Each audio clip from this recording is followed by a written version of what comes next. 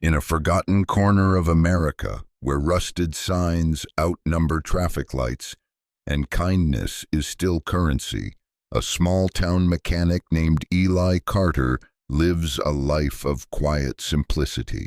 He fixes engines, offers advice no one asks for, and keeps his heart stitched together with memories of a family long gone.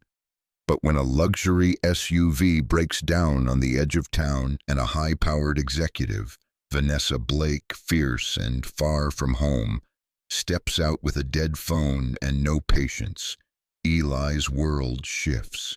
He offers her a ride. She accepts with reluctance. What follows is a journey across back roads and heartlines, where two strangers from opposite worlds connect over loss, dreams, and the surprising power of generosity. He never expects to see her again. But 1 week later, a jet lands beside his dusty garage. Vanessa hasn't just remembered the ride, she's returned to repay the kindness in a way that will change both their lives. What begins as a ride to the airport becomes a journey toward healing, second chances, and the extraordinary things that happen when we simply show up for each other. This is a story about how far a little kindness can go sometimes, all the way to the sky. The sun was barely above the horizon when Eli Carter turned the key to his garage. The metal creaked open with its usual groan, echoing across the quiet main street of Haven Ridge, a town small enough that everyone still waved at stop signs. Eli rubbed the sleep from his eyes, took a sip from his travel mug, and stepped into the scent of oil, grease, and comfort. The morning routine was sacred. Sweep the floor, check the work orders, open the big bay door. But before he could reach for the broom, the garage phone rang, rare enough to make him pause. "Carter Auto," he answered, his voice thick with mourning. "Hey, Eli," came Sheriff Donnie's familiar drawl. "We got a fancy car that broke down just outside the West Ridge. Looks like someone from way out of town. Thought you might want to check it out." Eli glanced at the clock. "Sure thing, I'll head over now." Grabbing his tool bag and keys, he climbed into his beat-up red Ford pickup and rumbled out of the driveway. The town faded behind him within minutes, replaced by open fields, thin stretches of pine trees, and a silence only country roads could carry. As he crested the hill by the old rail crossing, he spotted it. A black SUV with tinted windows, parked awkwardly on the shoulder. Smoke curled lazily from under the hood.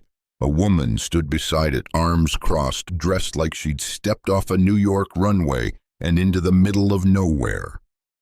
Eli pulled up slowly, stepping out with a casual nod. "Morning, ma'am. Trouble with your car?" She looked up, eyebrows tight with frustration. "It's dead, just stopped. I called roadside assistance, but there's no signal out here. I've been standing here for 30 minutes. Eli nodded, walking slowly around the SUV.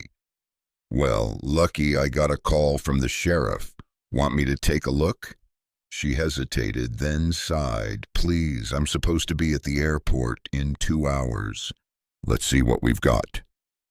Under the hood, the problem was obvious. A snapped serpentine belt and a radiator leak. No quick fix, not even with duct tape and prayer. He wiped his hands on a rag and straightened up.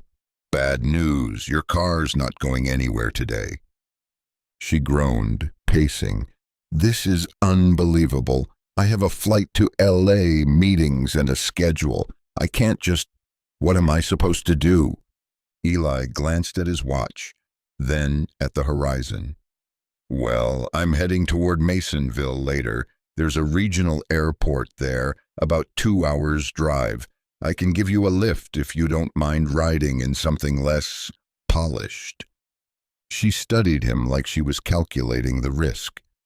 "You're just offering to drive me." He shrugged. "Ma'am, out here we help each other. It's not fancy, but I promise I'm safe company." There was a long pause. Finally, she nodded. All right, but if I go missing, I've already texted your license plate to someone. Eli chuckled. Fair enough. Let's grab your bags. They loaded her suitcase into the truck bed. She eyed the interior of the pickup like she was stepping into a time machine. Cloth seats, worn radio knobs, the faint scent of motor oil and pine air freshener. I'm Vanessa, she said cautiously, settling in.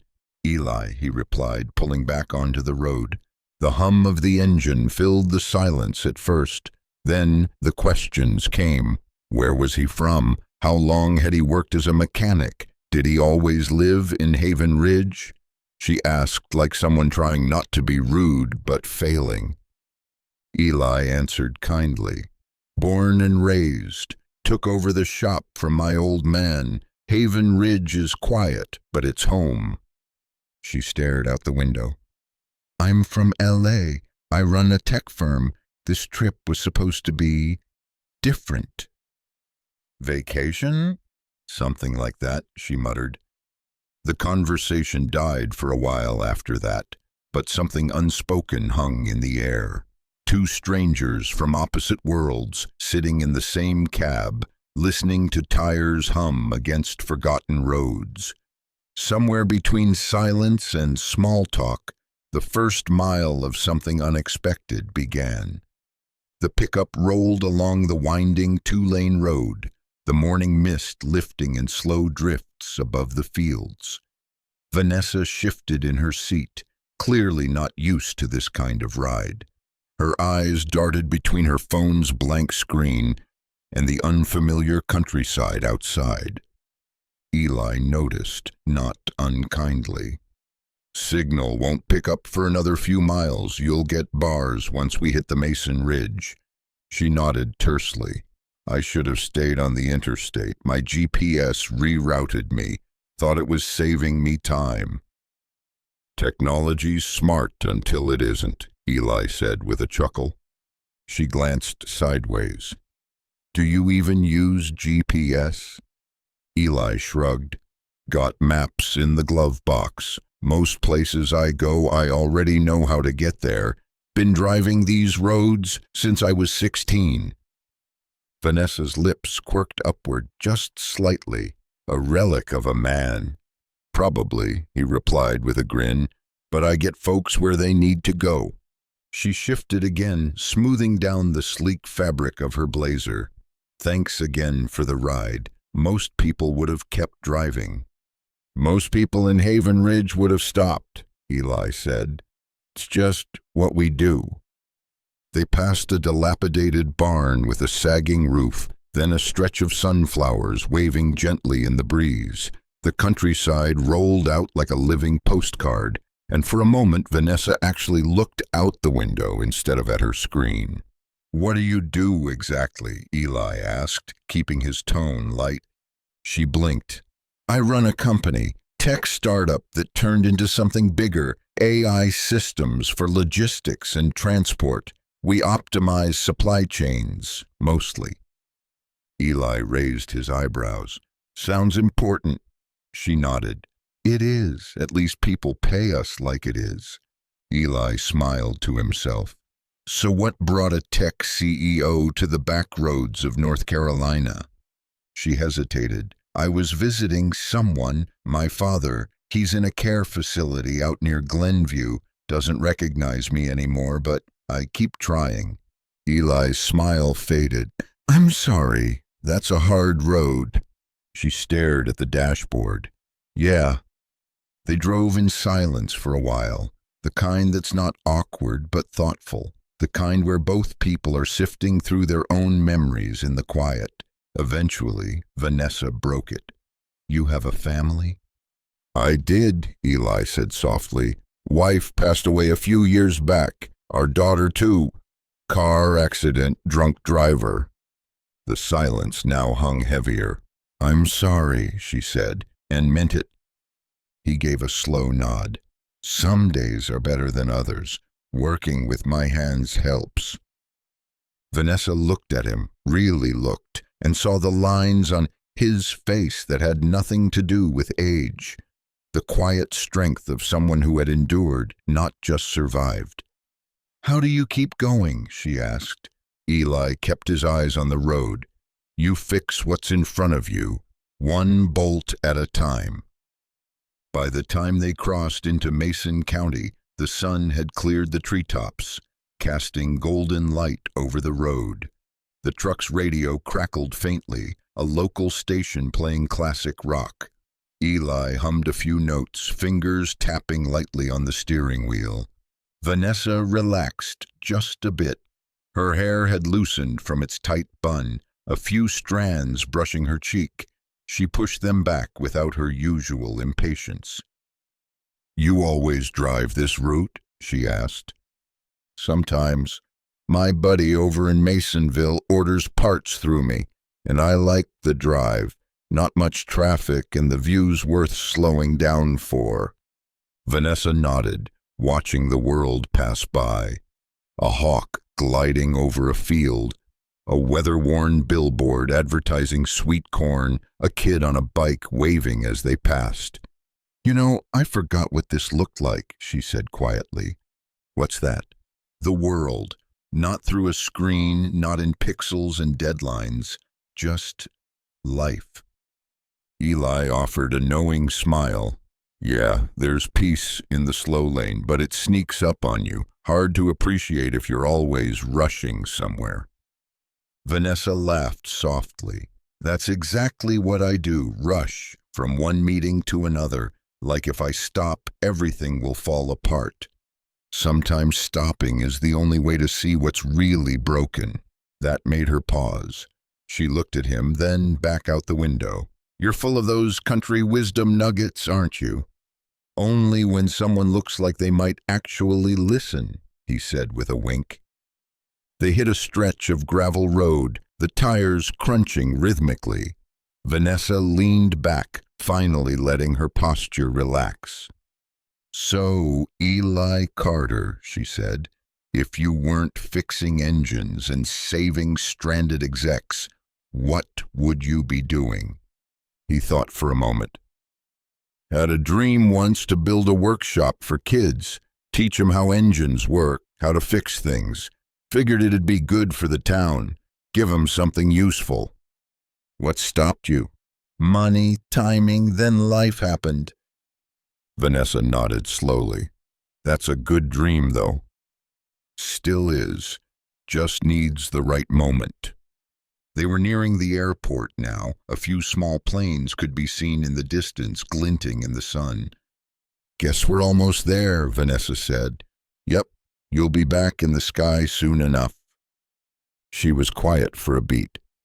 "And you'll be back to fixing engines?" "Someone's got to keep the wheels turning." As they pulled into the lot, Vanessa looked over at him. "I really mean it, Eli. Thank you. You didn't have to do this." "I didn't, but I'm glad I did." Eli helped Vanessa unload her suitcase from the truck bed.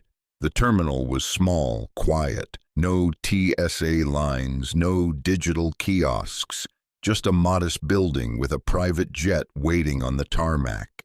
"Private flight?" Eli asked. She gave a sheepish smile.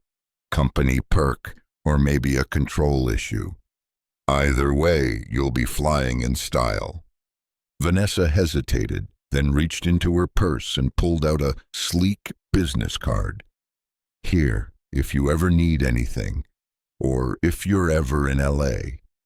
Eli took it, turned it over in his fingers. "Appreciate it, though I don't get out west much." She hesitated again. "Do you have a number just in case?" He scribbled it on the back of her card with a pen from his glove box. "You know, for emergency roadside assistance." She laughed. "Exactly." A handler approached, gesturing toward the jet. Vanessa nodded, then turned back to Eli. "You're a good man, Eli. The world could use more of that." He tipped his cap. "Safe travels, Vanessa." She boarded. Eli watched the door close, the engines begin to hum. Within minutes, the jet lifted, banking westward, disappearing into the blue. He stood there for a while, hand in his pocket, card still in his fingers. Then he climbed back into his old red pickup and drove home. The road back to Haven Ridge was quiet. Eli drove slower than usual, not because he was tired or in a hurry to get back. He just wasn't in a rush to be alone again. The air still held the faint scent of Vanessa's perfume, something light and expensive, the kind that didn't belong in an old truck cab. He smiled to himself. Strange how a couple of hours with a stranger could change the feel of a place you've driven 1,000 times. By the time he pulled into his garage, the afternoon sun was angling low. He turned off the ignition, sat there for a moment, and looked at the business card she'd given him. The white was too crisp, the logo too sleek for this town. Still, he tucked it into the old wooden drawer by his workbench, beside loose bolts and half-used pens. The next day, the usual rhythm resumed. Fix an alternator, patch a tire, swap out brake pads. But something in him felt altered, like his eyes were seeing the same town, the same tools, the same sky, but with a layer peeled back. At Edna's diner that night, the usual crew was crowded around the corner booth. Sheriff Donnie, Edna herself, Hank from the hardware store. Eli slid into the booth with a plate of meatloaf and coffee. "You're late," Edna teased. "Fixing engines or rescuing royalty today?" Eli chuckled. "Picked up a stranded motorist yesterday, out by the ridge." Sheriff Donnie leaned in. "Heard about that. Some city woman, right? Black SUV. "That's the one. Got her to the airport just in time. Said she runs some tech company in L.A. "Well, I'll be," Hank muttered. "Bet she'll forget all about this town the minute she hits Wi-Fi." "Maybe," Eli said with a quiet smile, "but maybe not." Back at the garage that evening, he worked late. Something about the silence was comforting. Wrenches clicking, radio humming in the background. He didn't expect to hear from her. People from that world didn't come back. But he still checked his phone once or twice, then shook his head and got back to work. Days passed. The routine returned in full force. Morning coffee, oil changes, deliveries, long evenings in the shop. The locals came and went. Mr. Thompson with his rattling Buick, teenagers needing brake lights fixed, a teacher whose car wouldn't start in the rain. Eli moved through it all like always, dependable, quiet, but somewhere behind his steady hands and calm eyes, a seed had been planted, one he didn't quite know what to do with. He didn't talk about Vanessa much aside from that night at the diner. When people asked, he just said she made it to the airport fine. End of story. But in the quieter hours, he'd find himself wondering, what meeting had she rushed to? Did her father remember her even for a second? Was she all right? Then one Thursday morning, 6 days after their ride, he walked into the garage and checked his phone like he did every day, not expecting anything. But this time, there it was, unknown. Number, "Hey Eli, I've been thinking about that drive. You still fixing engines?" He stared at the message for a long minute before replying. "Every day. You back in L.A.? She responded within seconds. "I am, and I want to do something in return. Just say yes." Eli frowned slightly, thumb hovering. He wasn't sure what she meant, but the curiosity outweighed the hesitation. Yes to what? "Just trust me, you'll see soon." That was all she wrote. No explanation, no warning. The mystery gnawed at him all day, through 2 oil changes and a tire rotation. When night came, he sat on his porch with a glass of iced tea watching the stars emerge. He didn't know what she had in mind, but something told him this was far from over. The next morning started with the rumble of thunder. Rain dripped from the garage awning as Eli opened up shop, wiping down the counter and flipping the lights on. He worked through the usual, distracted. Something about Vanessa's message lingered in his mind like a song he couldn't quite place. Around 10 a.m., the garage phone rang. He wiped his hands on a rag and picked it up. Carter Auto. "Mr. Carter, this is Alan Green. I'm calling on behalf of Ms. Vanessa Blake." Eli straightened. Okay. "She's arranged for a transportation pickup. A jet will be arriving at Haven Ridge Regional tomorrow morning, 9 a.m. sharp. It's unconventional, I know, but Ms. Blake insists." Eli blinked. "She's sending a jet?" "Yes, sir. You'll be taken to Los Angeles. She requests your presence personally."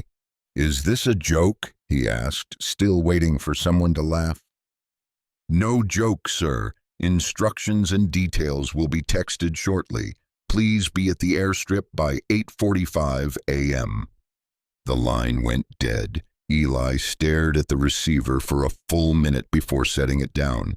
The shop was suddenly too quiet. He didn't tell anyone that day, not even Donnie, not even Edna. It felt too strange, too unreal. That night he stood at the edge of his property, looking toward the dark horizon. The sky above Haven Ridge glittered with stars, soft and steady. "All right, Vanessa," he said softly to the wind. "You win." He went inside and packed a bag. The next morning, Haven Ridge buzzed with whispers. It wasn't every day a jet landed on their forgotten airstrip. Most folks had to Google if the runway was even still in service. But sure enough, at 8:45 a.m., a sleek silver Gulfstream G650 touched down with grace, kicking up a swirl of dust and disbelief. Eli stood by his truck, duffel bag in hand, wearing his cleanest jeans and a button-up shirt he hadn't worn since his niece's wedding. The town's early risers had gathered in lawn chairs and pickup beds, watching with amused awe. Sheriff Donnie strolled up with a donut and a grin. "You rob a bank, Eli." "Not yet," Eli muttered, eyeing the jet. A man in a black blazer stepped down the stairs and approached. "Mr. Carter, I'm with Ms. Blake's team. Ready when you are." Eli nodded, threw his bag over his shoulder, and turned to Donnie. "If I don't come back, tell Edna she still makes the best cobbler east of the Mississippi." Donnie laughed. "Good luck, pal." Eli climbed the stairs into the cabin. It was like stepping into another world. White leather seats, gleaming fixtures, a tray of pastries, and bottled water labeled in French. A flight attendant greeted him with a warm smile. "We'll be landing in Los Angeles in about 4 hours, Mr. Carter. Please make yourself comfortable." Eli lowered into a seat cautiously, still half convinced someone was going to tell him it was all a mistake. As the engines rumbled and the runway slipped away below them, he leaned back and stared out the window. He'd never flown on a private jet. He'd barely flown at all. But there he was, 40,000 feet above the ground, headed west toward a life he didn't understand, summoned by a woman he barely knew. And for the first time in years, he felt something unexpected. Excitement. Los Angeles hit him like heat off a grill, bright, fast, and full of noise. The jet landed at a private terminal where a sleek black SUV waited on the tarmac. As Eli stepped out, his boots met pavement that had never seen dust. The driver, another suited man, opened the door. "Ms. Blake is expecting you." They drove past palm trees and glass buildings, through intersections swarming with people in clothes that looked too thin and smiles that looked too sharp. Eli watched it all with quiet curiosity, feeling like he'd landed on another planet. Eventually, the SUV pulled up to a tall, minimalist tower, floor-to-ceiling glass and clean angles. They rode a private elevator to the rooftop, where a rooftop garden bloomed between steel beams and sun-dappled benches. Vanessa was waiting. She stood in a cream blazer, no tie this time, her heels off and toes digging into the grass. When she saw him, she smiled wide and real. "You came." "Hard to say no to a jet," Eli said. She motioned to a bench. "Sit. Talk with me." They did, for hours. She asked about the garage, about his days since they last saw each other. He asked about her father, who had passed quietly 2 days ago, she confessed. Her voice cracked just once. "He didn't know who I was in the end," she said, staring at the sky, "but I remembered for both of us." "I'm sorry," Eli said. "That kind of goodbye doesn't get easier." They sat in silence, city life humming below them like a distant river. "I thought about our drive," she said finally. "You gave me something that day, clarity, ground. You didn't ask for anything in return." "Didn't need anything," he replied simply. "Well," she said, eyes shining, "I'd like to give something anyway." He blinked. "Like what?" Vanessa stood, crossed the rooftop, and pulled a folder from a side table. She handed it to him. Inside, blueprints, renderings, financial documents. "I want to build you something in Haven Ridge," she said. "A place to teach, a garage, yes, but more. A skills center for kids, apprenticeships, scholarships. You fix engines, Eli, but you fix people too. Let's build something that lasts." He looked up at her, eyes wide. "You're serious?" "Dead serious." Eli stared at the papers, then at the city, then at her, and then he smiled. "All right, Vanessa Blake, let's build something." By the time Eli flew back to Haven Ridge, he wasn't the same man who'd left. Word had already spread. The jet hadn't gone unnoticed. Rumors swirled. Eli was selling the garage, moving west, investing in crypto. He laughed at all of it as he pulled back into town, but what followed wasn't gossip. It was action. Within a week, permits were being filed. Construction teams rolled in. Eli stood on a wide patch of donated land just outside town, watching bulldozers carve the footprint of a new future. The Haven Ridge Mechanics and Skills Center was real, and the whole town pitched in. Edna baked pies for the crews. Hank donated leftover lumber. Even the high school shop teacher stopped by with a half-dozen curious students. Vanessa visited during Phase 2, wearing boots this time. "I figured heels don't work on gravel," she joked, and Eli laughed louder than he had in weeks. They toured the framing together. "This place," she said, "feels important." "It is," Eli replied, "because it's not about engines, it's about purpose." She looked around, wind tugging her hair loose. "And maybe about second chances." Eli glanced at her. "You think this is yours?" She nodded. "No," he said softly. "I think it's both of ours." They stood side by side in the middle of what they were building. Something born from a simple ride and a moment of grace. Something worth staying for. 3 months later, the Haven Ridge Mechanics and Skills Center officially opened its doors. The town turned out in full force, old-timers in folding chairs, kids with wide eyes and clean hands waiting to get them dirty. A local band played on the back of a flatbed.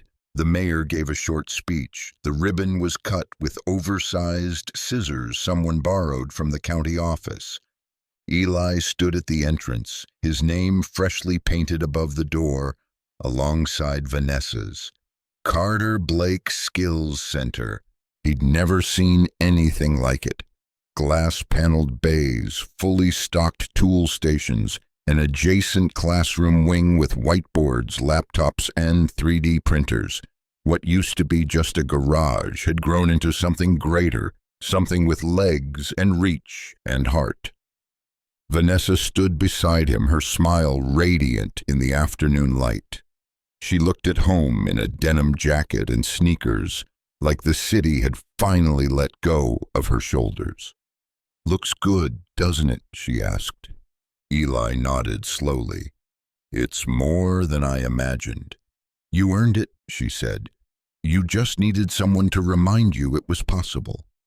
Inside, kids were already elbow-deep in engines, under the guidance of volunteer mentors.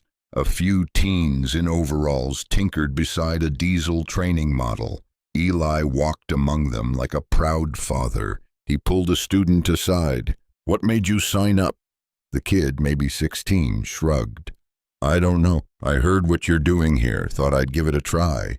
Beats sitting around." Eli clapped him on the back. "That's all it takes. Just show up." After the crowd began to thin, Eli and Vanessa found a quiet spot behind the building, sitting on the back bumper of an old project car they'd dragged out for decoration.